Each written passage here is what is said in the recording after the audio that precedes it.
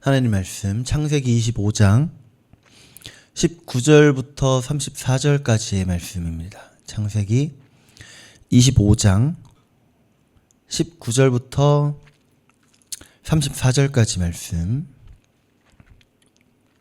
우리 한 절씩 돌아가면서 읽겠습니다. 한 절씩 돌아가면서 교독할게요. 아브라함의 아들 이삭의 족보는 이러하니라. 아브라함이 이삭을 낳았고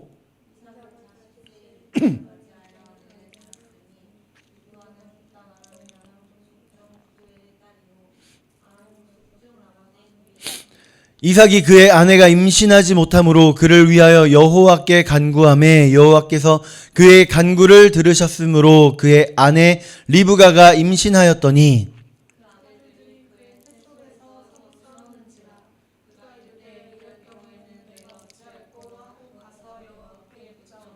여호와께서 그에게 이르시되 두 국민이 내 태중에 있구나. 두 민족이 내 복중에서부터 나누이리라. 이 족속이 저 족속보다 강하겠고 큰 자가 어린 자를 섬기리라 하셨더라. 먼저 나온 자는 붉고 전신이 털옷 같아서 이름을 에서라 하였고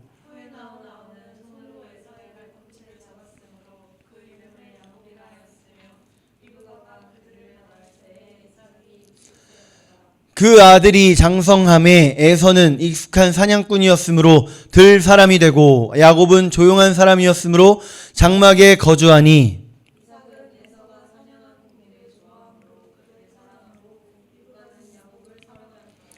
야곱이 죽을 쑤었더니 에서가 들에서 돌아와서 심히 피곤하여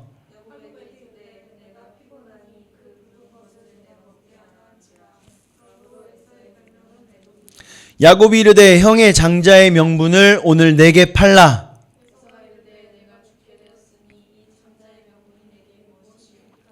야곱이 이르되 오늘 내게 맹세하라. 에서가 맹세하고 장자의 명분을 야곱에게 판지라. 야곱이 떡과 팥죽을 에서에게 주매 장자의 명분을 가볍게 여김이었더라. 아멘. 네, 우리 지난 주일날 말씀드렸던 우리 시찰 원래회 장소가 우리 교회라고 말씀드렸잖아요. 5월달. 네, 5월 13일 무슨 요일이죠? 목요일 맞나요? 5월 13일. 네, 아무튼 5월 13일이 되었습니다. 시간 가능하신 분들 함께 해주시기 바라고요. 그때 반주 한 명이 필요합니다. 이런 오픈된 광고 좋죠? 광고 한 명이 필요합니다. 누구라고는 말하지 않겠어요. 한 명이 필요합니다. 가위바위보를 하시든 기도를 하시든 네, 편하게. 네. 그날 대선배 목사님들 모시고 저는 설교도 해야 돼요. 네, 아무튼 그래요. 네, 그러니까 우리 잘해봅시다. 다른 광고사항이 있을까요? 다른 광고사항이 있나요? 없죠? 네. 저는 성경을, 태어나서부터 대했고, 물론 어머니 뱃속에서부터 있었으니까. 그렇지만, 왜요? 5살 때부터, 아니죠. 몇 살 때 떠났지? 5살 때부터, 아닌데, 8살? 9살? 9살 때부터 중학교 2학년이 될 때까지 또 잠시 떠나 있던 적이 있었어요. 예수님을 떠났던 적이 있었어요. 그리고 그 사이를 넘어서 중학교 2학년 때부터 다시 성경을 대하기 시작했습니다. 지금까지 생각해보면 15살 때부터 이제 제대로 성경을 읽기 시작했으니까, 그렇게 길다면 길기도 하고, 짧다면 짧기도 한 그 시간이죠. 지금까지 성경을 읽으면서 성경은 참 신기한 책이다. 신기한 책이다. 이 성경이라고 하는 걸 우리 절대 불가능하지만 하나님의 말씀이다 라는 걸 배제하고 우리 한번 생각을 해봅시다. 성경을 하나님의 말씀이다 라는 그 사실을 잠시 내려놓고 우리 한번 생각을 해보자고요. 성경이 얼마나 신기한 책인지. 유대인이라고 하는 그 민족에게 주어진 사실은 그 책이라고 볼 수 있잖아요. 근데 후손들에게 자기의 조상들에 대한 이야기를 하는 거예요. 이런 책을 보통 우리가 무슨 책이라고 하죠? 위인전기라고 하죠. 위인전기. 위인전기를 읽다 보면 어렸을 때 저도 참 좋아했어요. 한국의 100명의 위인 뭐 그런 거 책도 있어가지고 그거를 2번, 3번 한국 사람만 100명인데 그거를 2번, 3번 돌아가면서 읽고 또 읽었던 기억이 날 정도로 아주 신났습니다. 마치 영웅, 히어로의 이야기를 읽는 것 같은 그런. 네. 근데 성경을 읽어보면요. 분명히 이스라엘 민족의 조상들에 대한 이야기인데 그러면 좋은 말만 써야 되잖아요. 사실. 근데 그렇지 않은 장면들도 많더라. 이스라엘이라고 하는 나라의 건국에 대한 이야기도 많이 나와요. 건국 신화라는 개념으로 봤을 때 우리나라 건국 신화만 봐도 민족에 대해서는 그 시초를 아주 거룩하고 신령한 존재로 표현을 합니다. 왜냐하면 그래야 후대에 대해서 너희 민족이 이렇게 대단해, 우리 민족이 이렇게 대단한 거야 라는 걸 가르칠 수 있을 테니까요. 우리나라의 시조는 누구라고 가르쳐요? 단군. 근데 단군이 어떻게 단군이 태어났어요? 어쨌든 더 올라가면 환웅 나오잖아요. 어디서 내려온? 하늘에서 내려온. 뭔가 되게 신령하고 그런 이야기로 다 꾸며집니다. 근데 성경은 아니에요. 뭔가 되게 더럽고 추잡한 일들까지 다 기록해 놓은 거예요. 성경이라고 하는 거 너무 신기하죠. 후대에 대해서 위인전으로도 이거는 불합격이고 건국 신화로 보기에도 이거는 불합격이에요. 도저히. 우리가 이미 보고 있는 아담 이후의 그 믿음의 사람들이라고 불렀던 그 사람들 우리 한번 생각을 해봅시다. 우리 얼마 전까지 봤던 그 아브라함만 봐도 생각을 해봐요. 아브라함 완벽한 사람이었어요? 무오한 사람이었나요? 그렇지 않았죠. 무슨 잘못을 저질러요? 하나님께서 가나안 땅 가서 살으라고 했어요. 그런데 기근이 오니까 무서워서 어디로 가요? 애굽으로 도망가죠. 애굽으로 도망갔더니 바로가 그 아내 사레를 보고 반해서 혹시 나를 죽일까봐 사레야 너 나한테 뭐라고 해라? 오빠라고 해라. 심지어 아비멜렉 앞에서도 뭐라고 해라? 오빠라고 해라. 자기 죽을까봐 자기 아내를 여동생이라고 2번이나 속이잖아요. 우리가 보고 있는 이삭이라고 하는 사람도요. 똑같을까요? 안 똑같을까요? 하프만 학생. 뭐가요? 네, 맞아요. 오늘 우리가 보고 있는 25장까지는 안 나오는데 26장만 넘어가면 바로 아빠가 했던 거 똑같이 따라합니다. 이삭이. 그랄에 가서 똑같이 아빠가 했던 것처럼 아내를 여동생이라고 속이는 거예요. 자, 오늘 본문에서 봅시다. 이삭과 리브가 사이에서 이란성 쌍둥이가 태어나죠. 누구랑 누구예요? 네, 누구는 야곱과 에서, 누구는 에서와 야곱. 왜 헷갈리는 거예요? 왜 순서가 서로 다른 거예요? 그냥이에요?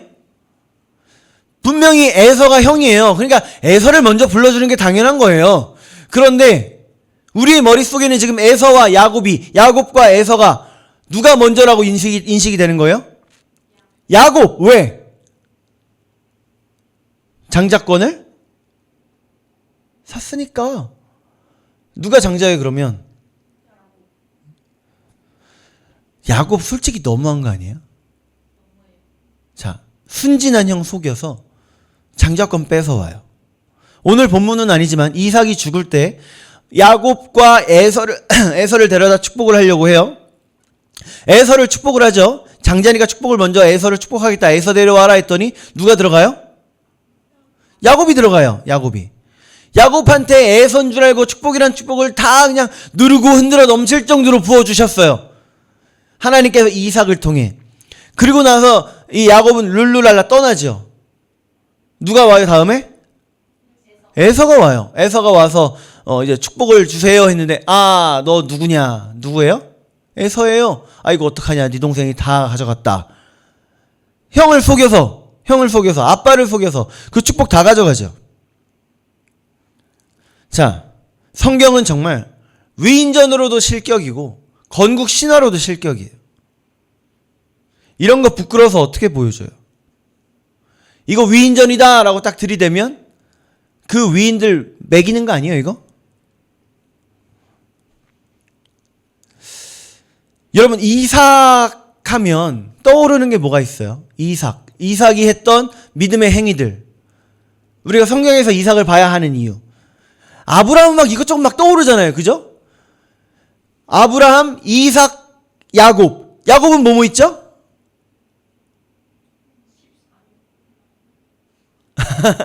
야곱의 행위들을 보면 여러 가지 떠올라요. 그래도 떠올라요.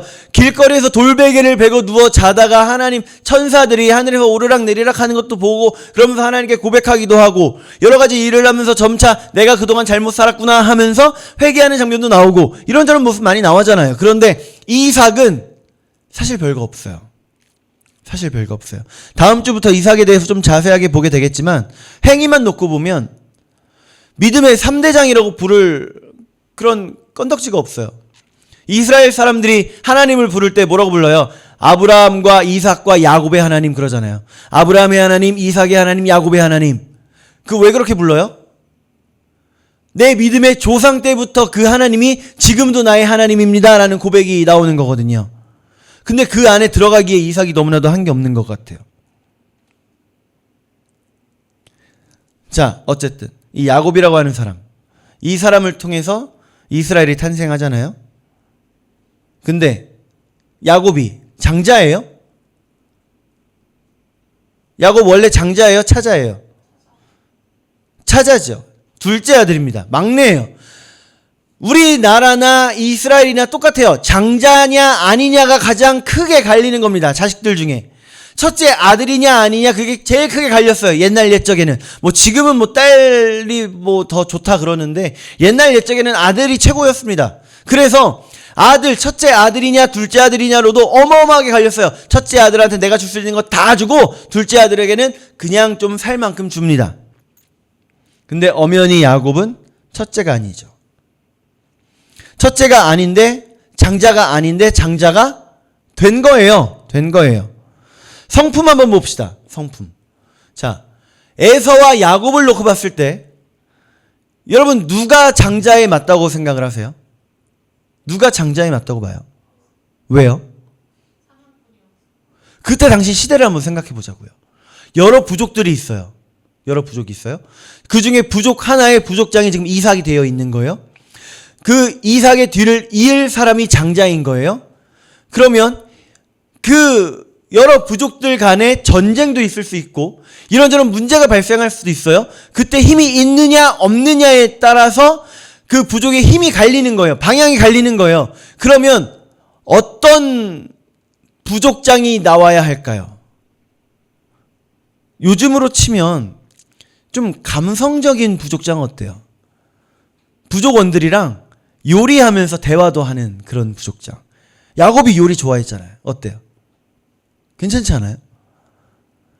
다른 부족이랑 마찰 생길 것 같으면 그 부족장들 모셔다가 같이 요리하면서 파티하는 거예요. 좋지 않아요? 그랬다가는 망해요. 그때 당시에는 힘이 필요한 겁니다. 힘. 그래서 야곱은 사실 장자로 태어나지도 않았지만 장자가 되면 안 되는 사람이었어요. 야곱은. 그런데 야곱을 하나님께서 장자의 자리에 앉히신 거잖아요. 힘으로 보나 그 성품으로 보나 야곱은 장자의 자리에 앉을 만한 사람들이 아니었어요. 우리 30절 한번 다시 읽어볼까요? 30절. 자, 시작. 야곱에게 이르되 내가 피곤하니 그 붉은 것을 내가 먹게 하라 한지라. 그러므로 에서의 별명은 에돔이더라. 아멘.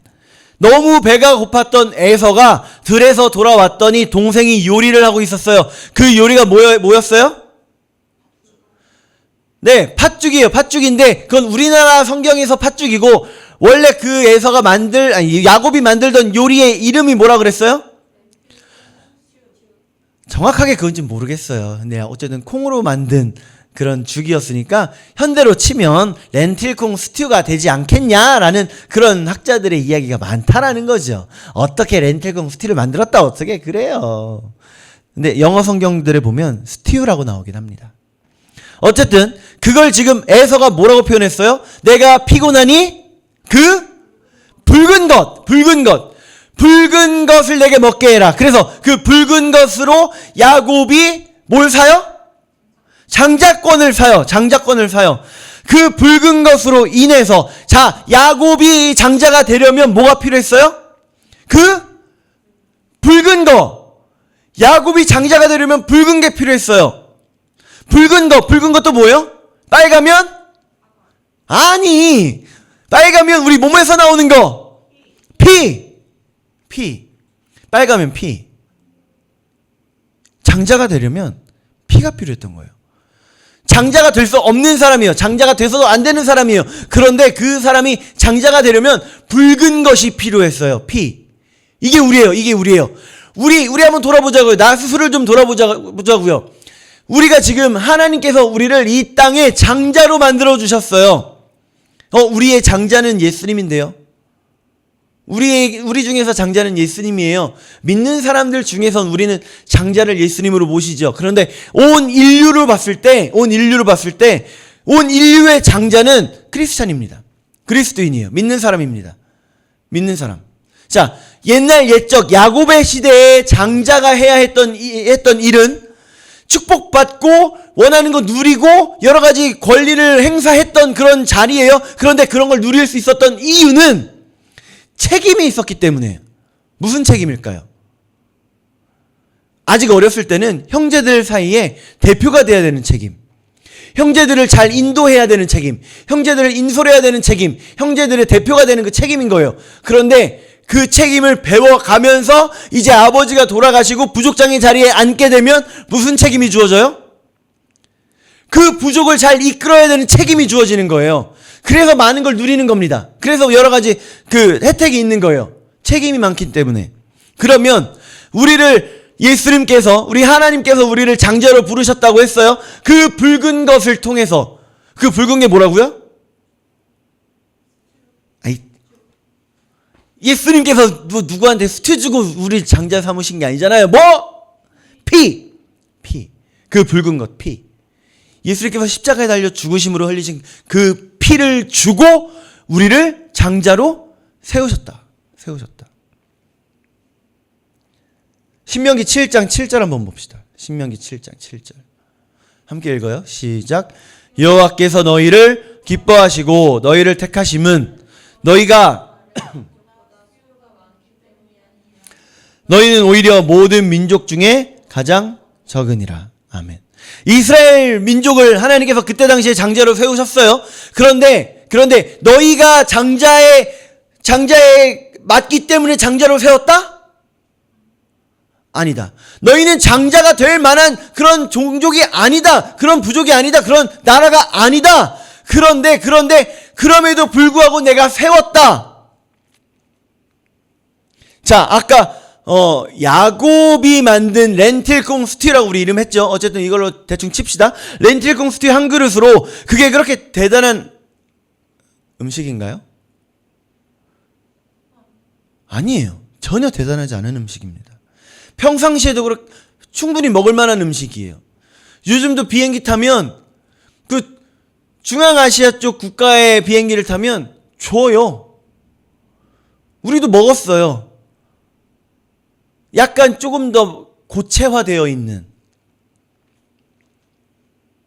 그런 평상시에 먹을 만한 그냥 보통의 음식인 거예요.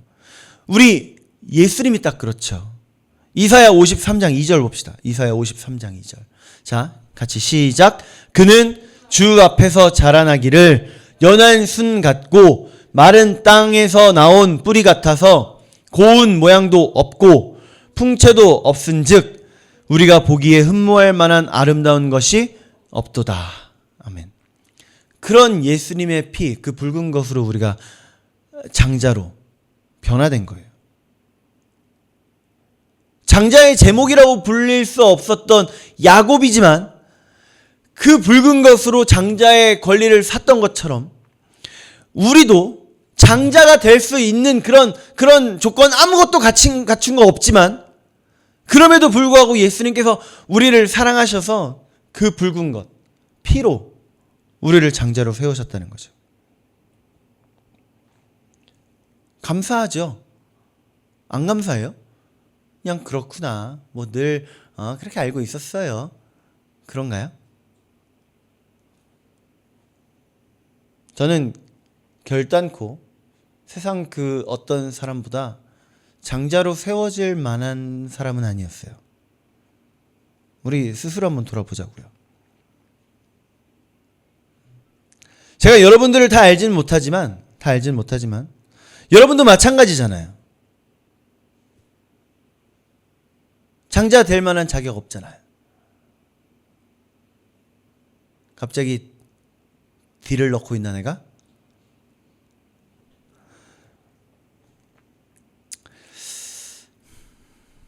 그런데도 불구하고 우리를 뭘 주고 바꾸셨다고요? 붉은 것?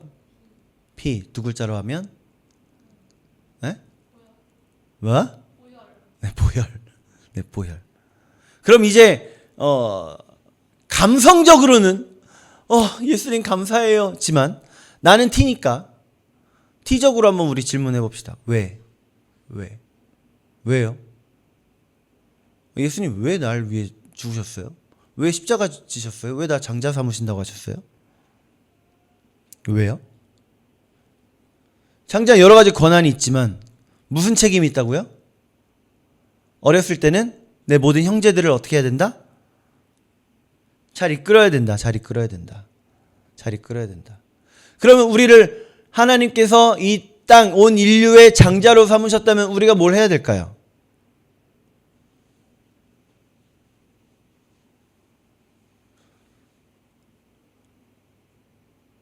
뭘 해야 될까요? 장자다 보니까 축복이라는 축복은 다 몰빵해서 받아요. 마치 게임에서 누군가 힐을 해주면 그 힐 나만 계속 받는 거예요. 그래서 우리가 해야 되는 건 뭔데요?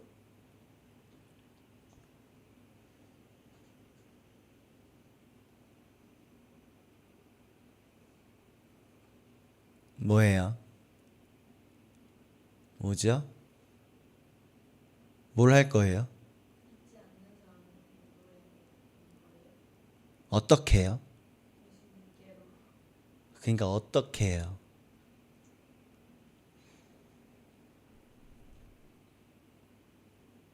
어떻게 인도할 거예요? 잘 이끌어야 되잖아요. 그죠? 내 형제들을 잘 이끌어야 되잖아요. 어떻게 이끌 거예요?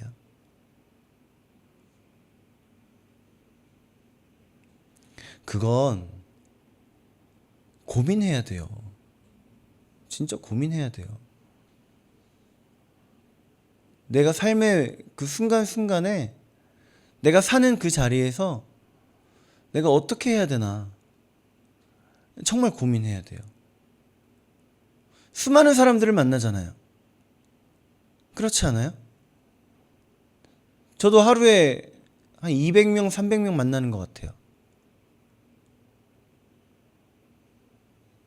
본인도 비슷하지 않아요? 네, 한 2, 300명 만나요. 그러면서 시간이 되면 복음도 전하고 하기는 해요. 시간이 안 되면. 여러분 어떤 삶을 사는 게 내가 장자로서의 삶을 사는 걸까요?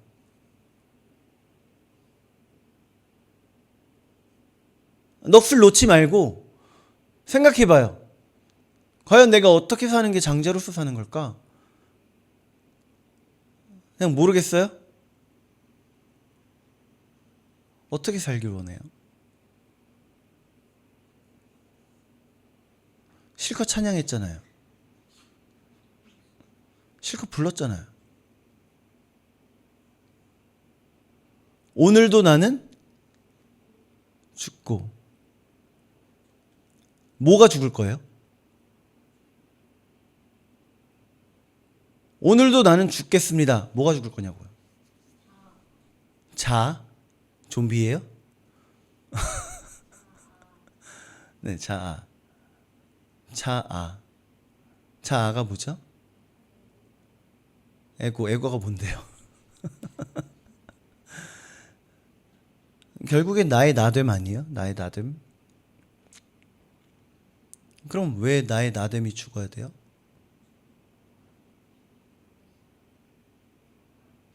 여러분 어떻게 뭐가 죽을 거예요? 뭐가 죽을 거예요? 항목별로 한번 생각을 해봅시다. 자존심. 남자가 자존심 빼면 시체지, 그지?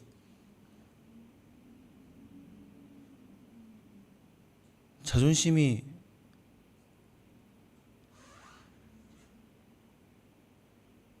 장자 만들어주지 않아요. 또 내 욕심. 또 내가 하고 싶은 거.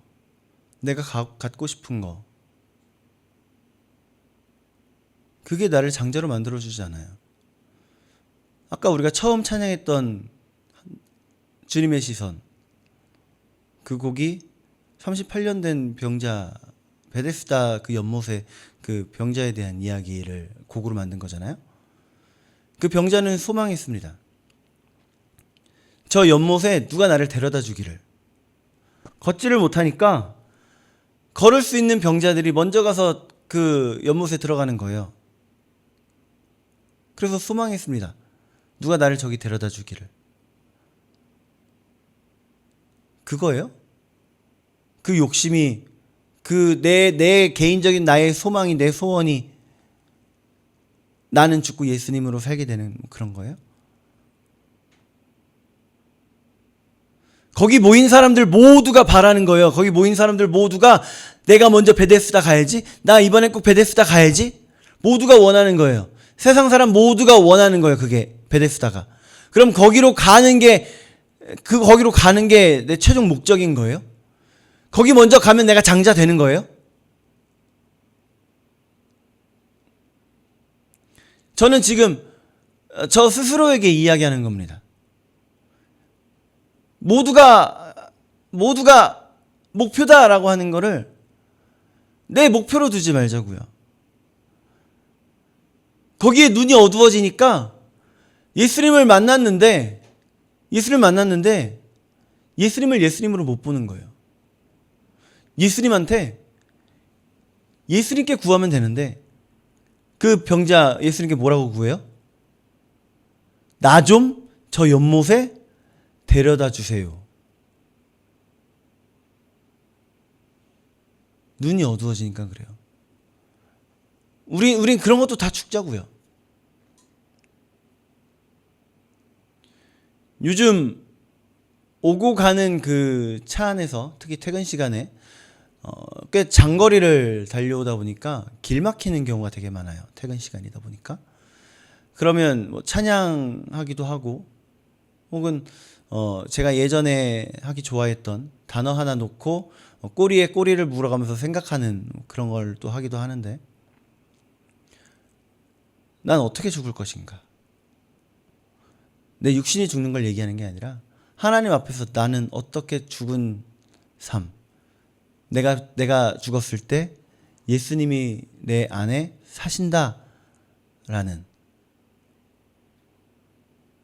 여러분도 한번 우리 고민해 봤으면 좋겠습니다. 어떻게 하는 게 내가 죽고 예수님 사는 것인가? 내 자존심, 내 자아, 내 욕심, 내 소망, 내 꿈까지 다 죽고요. 예수님. 예수로 사는 거예요. 예수로 사는 거예요. 우리 기도합시다.